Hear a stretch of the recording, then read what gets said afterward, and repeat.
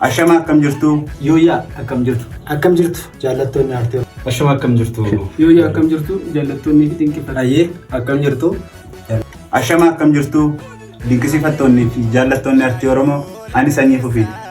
Hojiin kiyya haarawuu mata dureen isaa maqaa jedhu boruu galgala gama yuutuubii dhuunfaa kiyya yuutuub chaanalii Ganjii Intartimeenti jedhuun waan gadi lakkifamuudhaaf akkasitti sabiskiraayib sheer gochaan eeggadhaa. Horaa bulaa. Yooyaa akkam jirtu jaallattoonni aartii Oromoo marti biyya alaaf biyya keessaa jiraatan hundi sirbii haaraan tokko gad lakkifamuu fi innis immoo Sanyii Fufii maqaa kan jedhuun dhufaa jira. Akkasitti sabiskiraayibii gochuun nu jajjabeessaa. Galgala sa'aatii 11 irratti nu eegaa.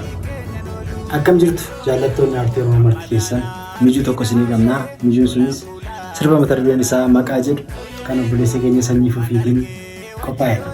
Maarree guyyaa borii sirbi kun guutuun isaa karaa yuutuub chaanaalii Ganjii Intartimeenti waan isiniif gadhiifamuuf akkasitti laayik sheer gochuudhaan maatii ta'aa fi eegaa isiniin jenna. Galatooma.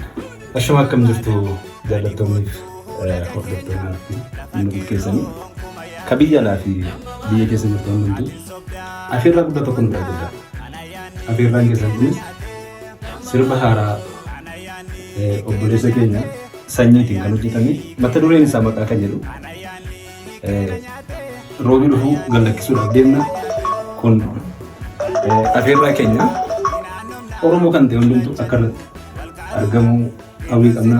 Galatooma. Yooyaa akkam jirtu jaallattoonni fi dinqisiifattoonni aartii marti keessan wallee maqaa jedhu karaa wallisaa Sanyii Fufii Gororaatiin guyyaa borii waan gadi isiniif dhiifamuuf yuutuubii Ganjii Intartimeenti irratti eeggadhaa. Galatooma.